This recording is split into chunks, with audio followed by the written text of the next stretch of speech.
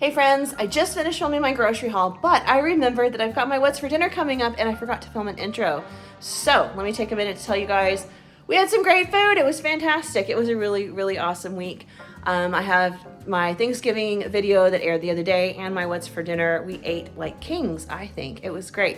But I hope you guys feel the same way. If you have not already, make sure you hit that subscribe button. Tons more cooking content coming your way. Lots of holiday content. I'm super excited. My favorite time of the year. Also hit that like button just because it helps me out, and drop me a comment down below because that also helps me out. When you like and you comment my videos and interact like that, YouTube's like, hey, people like her. So then they kind of promote my video a little bit more. It helps with the algorithm. So thank you guys for helping me with that.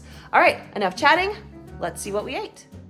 All right, friends, today is the day we are gonna make some short ribs. I have been dying to try these for a while. These are gonna be Asian-inspired short ribs, just because that's kind of what my family prefers, and so that I can use the leftovers to make Bahn Mi sandwiches. So I've got 2 packs of short ribs here. It's just a couple pounds. If yours are not trimmed up, you might wanna go ahead and trim off the big fat cap that's on one side of them because there is some silver skin on that. So I've got my Dutch oven and I've got some oil.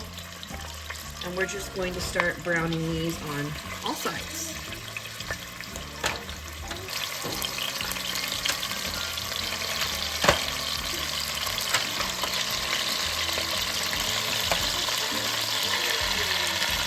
All right, so we're just looking for a brown like that. We want to get that on all. All right, I've got a lot of ribs finished browning. We'll go ahead and get our simmering sauce ready. So we want to go ahead and mix together some soy sauce. All right, we're going to go ahead and mix together some soy sauce.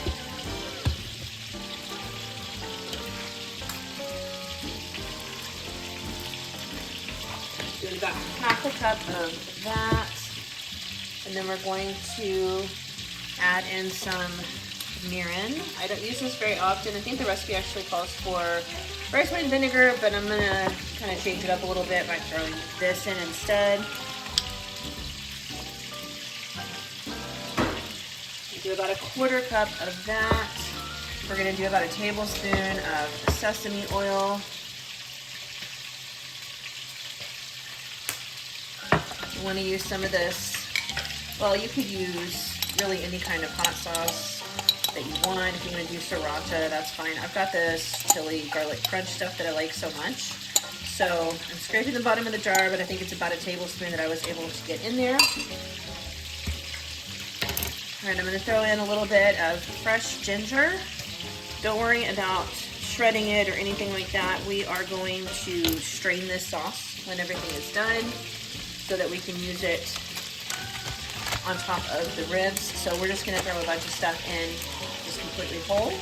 I've got the whites of a bunch of green onions. See if that'll focus, there we go. So I left the roots intact and everything. Like I said, we're straining it. And I've got 5 cloves of garlic that I just cut in half and peeled. And then we're gonna add in water. It should be beef broth, but I'm going to add in water and then I'm going to add in some bouillon. All right, I added in about 1.5 cups of water, so I'm going to add in my bouillon powder now. Mix that in, and then we want to add in some brown sugar. If you don't have brown sugar, you could always do honey. That's fine as well.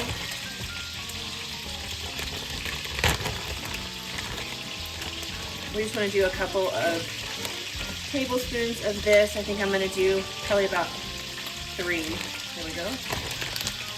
And this is the sauce that we're going to braise the short ribs in. However, this would like reduce down while we braise and become extremely potent. It's not anything anybody would want.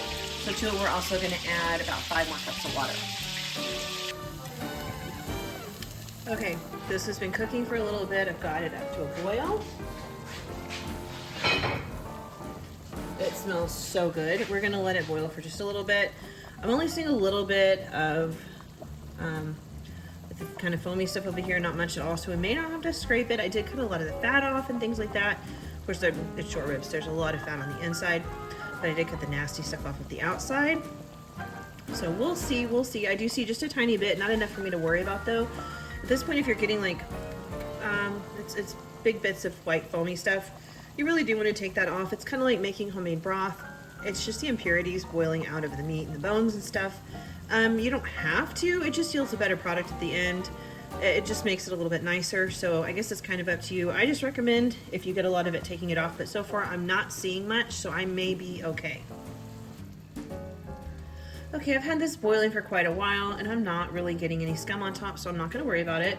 We're going to go ahead and just pop the lid on. I've got my oven at 350. We're going to place this in. And I'm going to check on it, I'm going to say 2.5 hours, and see how it's doing. See if I can just slide a fork in and out with zero resistance. That's how I know it's time to take it out. We'll see. All right, these just came out of the oven. As you can see, the liquid has reduced by at least half. So I'm gonna strain this and move it over to probably a little pot. Maybe mix in a little cornstarch just to kind of make a sauce out of it. And then it'll be ready.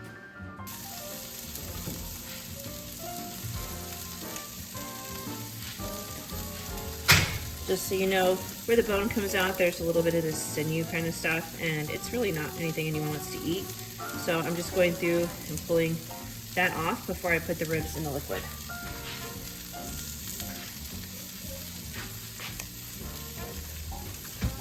There's my sauce is thickened, and I've just placed the ribs back in here. Just for a couple of minutes, we're just gonna let them kind of simmer in that sauce and get nicely glazed. These are almost fall apart tender, so I am trying to be pretty careful moving them around so that they kind of stay together for the most part. But we'll just let these heat through and I'll show you what it looks like when I plate them.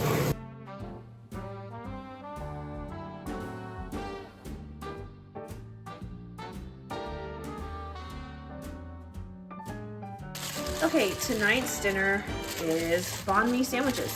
So we're going to be using our leftover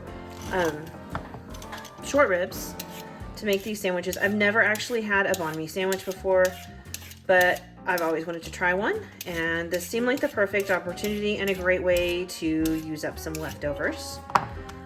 So I'm going to start off by prepping the veggies. So there's not a lot that goes into this because we've already made the short ribs. Now I know that traditionally what I made with short ribs isn't exactly what would be on a Bahn Mi sandwich. It's not that far off, but it's not exact. So I will look for a traditional Bahn Mi recipe if you're wanting to make your own meat without using leftovers. Now, one thing that all of these sandwiches do have are pickled carrots and daikon radishes. So I couldn't find daikon radishes where I live. It's just not something that they have around here, I guess. So I'm using regular radishes. That's about as close as I'm going to be able to get to a daikon radish. Now, if you can get regular or actual daikon radishes, that's probably a little bit better, but this will do. Then you're supposed to cut your carrots and radishes into matchsticks, which is just like a really small stick-like cut on the vegetables, and it's one that I don't do very often because I kind of find it a little hard, just because the carrots really want to slide around. But we're going to do it today, and I might stop stacking them. I might just have to do one at a time. My knife skills are okay, but they're not like where they could be. So take your time when you're doing these. You do want to get them, you know, as thin as you can, but of course that's not always easy to do. All right, I finished with the carrots, so I'm just going to do the same thing with these radishes. Again, if you can get daikon radishes, that's even better. They're easier to cut, and that is what the recipe actually calls for. To my understanding, a daikon radish is just a bit milder than this type of radish, so keep that in mind too. I don't really think these are spicy, but some people do, so you may really want to look for a daikon radish if you don't like spicy food. But we're just going to do the same thing with these, cut them into little matchsticks. Okay, we just want to go ahead and get these pickling, so it's real simple. I'm just sprinkling on a couple of tablespoons of regular sugar. And then we're gonna pour on some rice wine vinegar. I'm gonna do about 3/4 of a cup or so. And then I want to add a little bit of salt just to kind of balance out the flavors. Ooh, that's a lot of salt.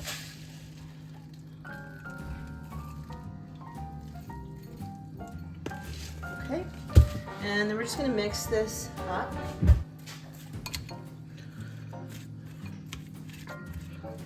When trying to get the sugar to kind of dissolve into the rice wine vinegar, just kind of start to flavor everything. And then I'm just gonna let this sit in the fridge for like an hour or so. I'll probably come toss it around 2 or 3 times just as I'm passing through the kitchen, just to make sure everybody's getting soaked in the good stuff down there so they get all their flavor. All right, it is time. Let's make our Bahn Mi sandwich. So I just got some regular, they're like mini French bread loaves from Walmart.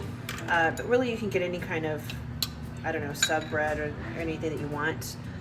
Whatever you like. I think they'd all be fine. So I'm gonna start off by putting some of this spicy mayo on both sides of the bread.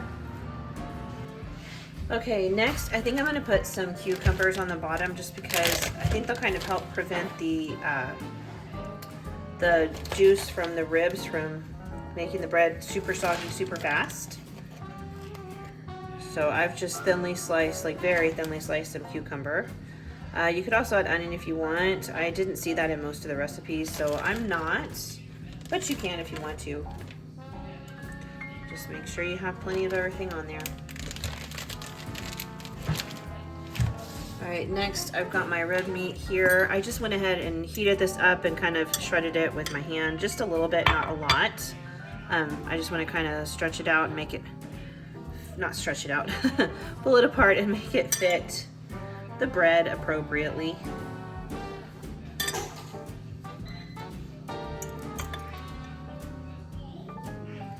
I did not pull a bunch of juice out with it, and that was intentional. The sauce that I made with these, while it was delicious, it is a strong sauce, and I didn't want it to just kind of overpower everything else, so I opted to try to kind of dry them off a little bit. All right, next we have our pickled vegetables. Oh wow, those are so good. All right, I want to get a little bit of everything on here. Even though I'm not the biggest fan of carrots, I am going to make sure and get a few on my sandwich just so I get the full flavor experience.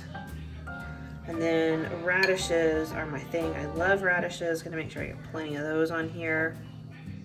Oops. And again, if you had some thinly sliced jalapenos, you could put those on here as well. They would be delicious.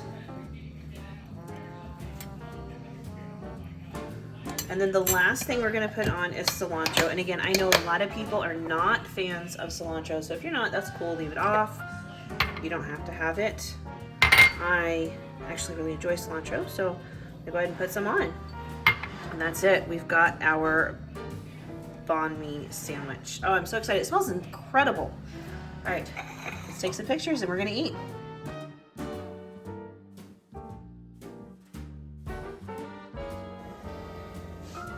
All right, Cachio y Pepe. This is my first time making it, but I've watched the same video like 7 times, so here we go. We're gonna roll with it. I've got my pasta water going, and to it, I'm gonna go ahead and add some salt. I am using kosher salt, so it might look like I'm using a lot, but it's not as much as you think it is. Well, if it'll come out, it'll look like I'm using a lot. There we go. Fantastic. Okay, so we're gonna let that just come up to a boil. I'm gonna get you guys on the tripod, and we're gonna get started with some other stuff right over here. Okay, so now we're really down to the cheese is being grated, and we're waiting for the pasta water to boil before we can start. So I'm just gonna go ahead and prep everything. I'm gonna take some of this fresh toasted pepper, and I'm gonna grate a bunch of it in this skillet. All right, I know it looks like a lot, but I mean, this is one of the main ingredients in the dish. Cachio y Pepe is cheese and pepper. in Italian, so obviously it's one of the main ingredients. We want to make sure we have plenty of it. So I'm just going to let this chill for a little bit and hang out until we're ready to go. Once the pasta is near al dente, we'll start putting in some pasta water and heating it up and making kind of a base with this pepper. I'm going to show you how we're going to get the cheese into a paste and ready to go in just a minute. We're just waiting for the pasta water. All right, I've got our cheese. It's about a cup of Parmesan. If you can get it where it's like the powdery snow, that's even better. I just don't have anything to grate on that. And then I'm just going to use my measuring cup I had the pepper in. I'm going to grab just a little bit of pasta water and I'm going to mix it in here. And then we're going to use it to melt this cheese.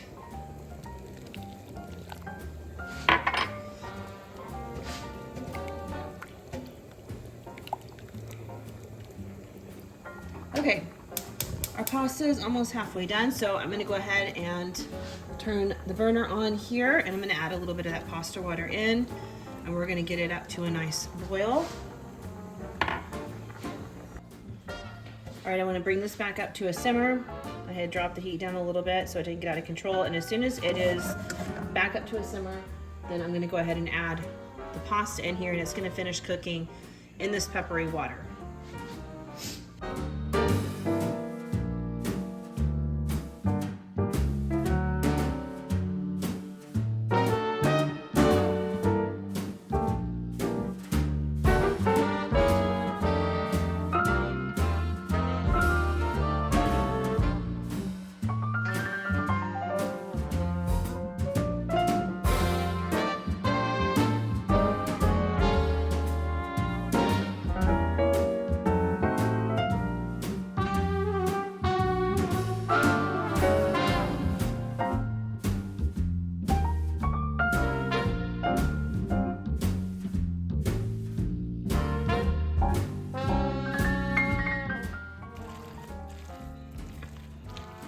Okay, so you saw I added in my cheese water mixture. I've got plenty of water in the pot already, or in the pan, and I'm just gonna keep stirring as the pasta finishes soaking up the last of the water and the cheese just kind of melts into creaminess. You can see it's happening down there. We do have a creamy sauce forming in the bottom of the pan. That is exactly what you want, just a nice rich creamy sauce with no butter, no oil, no cream, just pasta water, cheese, and pepper.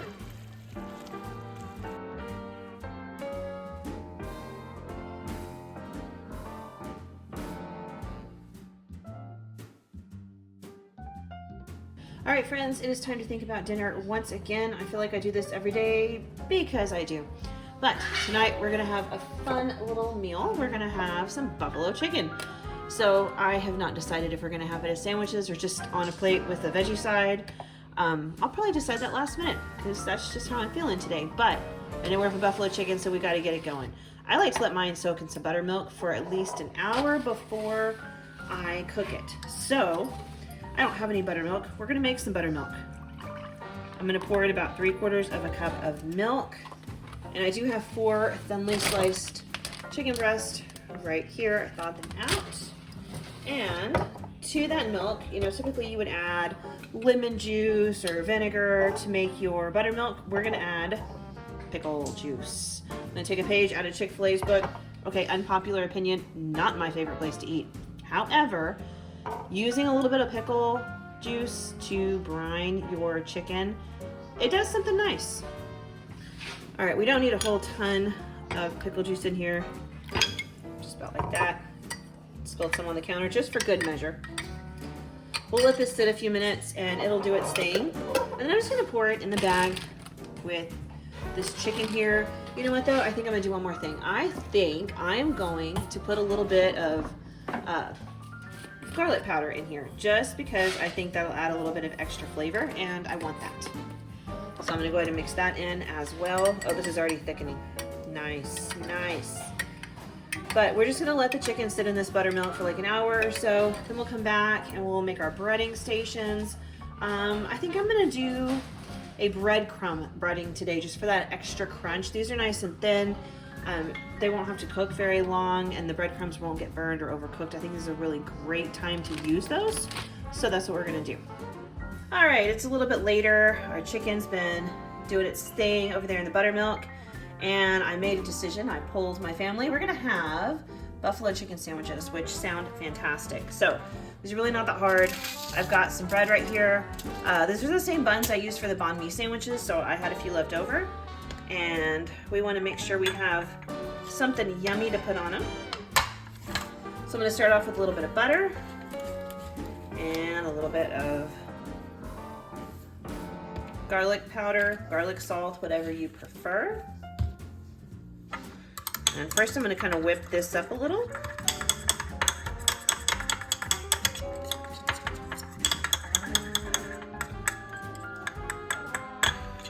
Once you feel like it's mixed really well, we're going to go ahead and put some blue cheese in there. If you like blue cheese, if you don't, skip this step. I love it.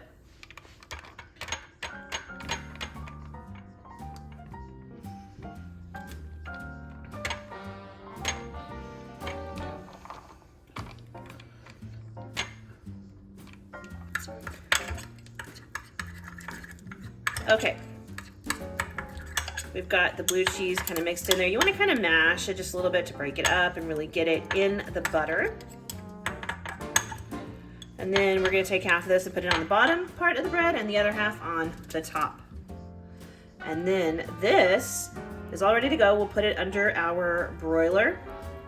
Just let it melt and get bubbly and toasty and delicious. All right, it's time to get our stations ready. So I'm going to start off with the wet. It's going to be an egg and some milk.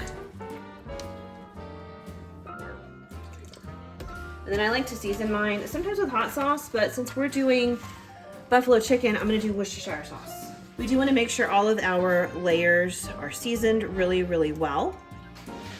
All right, I'm just going to scramble this egg into the milk.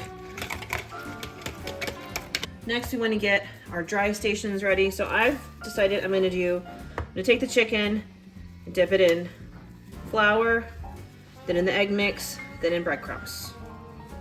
So I've just got some regular Italian style breadcrumbs.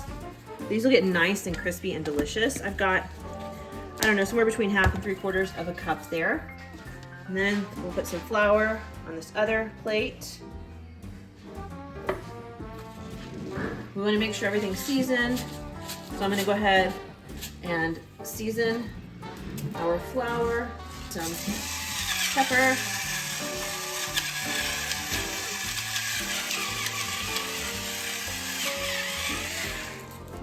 all right, our chicken's been brining this whole time.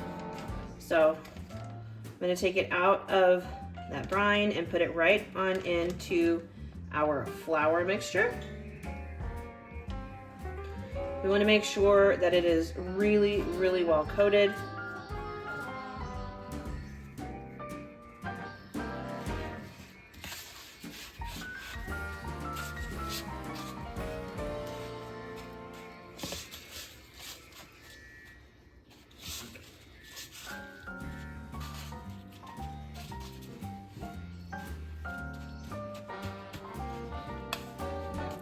I absolutely love frying chicken with breadcrumbs on the outside just because I feel like it doesn't just offer more crunch. I mean, it is a lot more crunch, and I love the crunch factor. You guys know I love texture, but all right, my oil is nice and hot.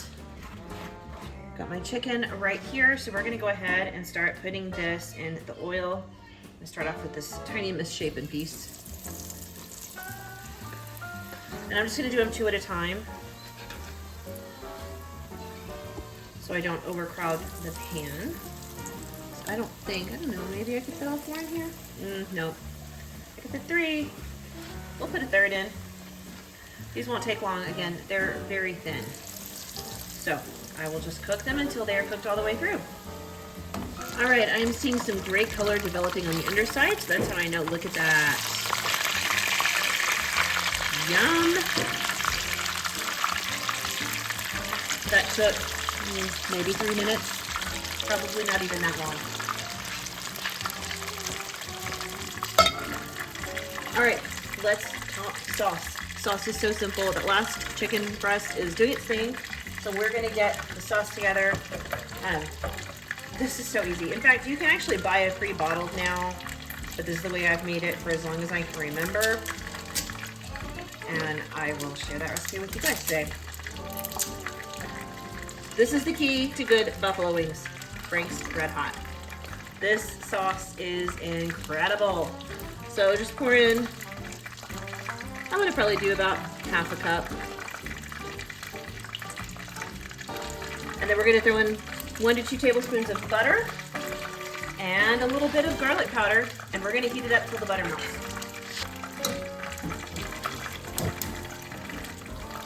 All right, a little bit of garlic powder. Just gonna do this to your taste. You might not like it super garlicky, whatever you feel like you and your family enjoy.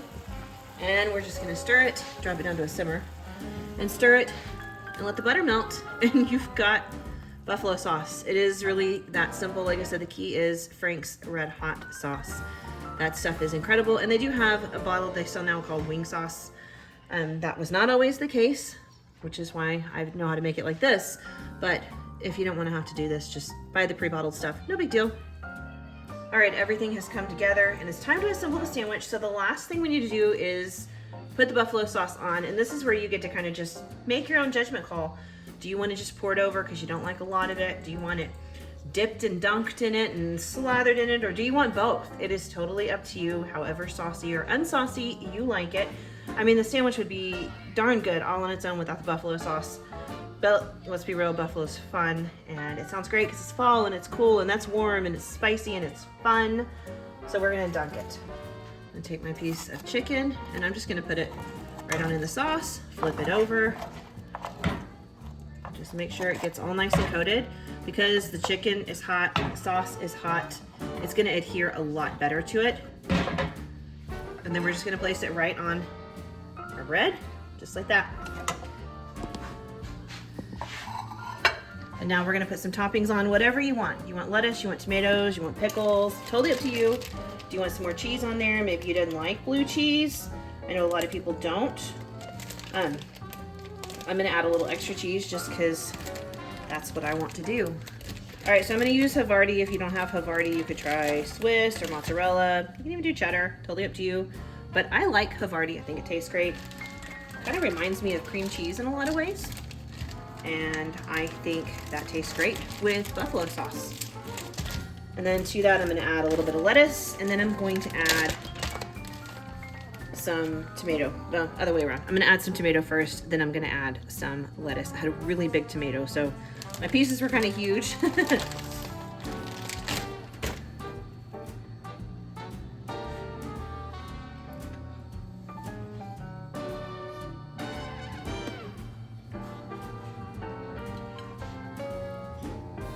there we go.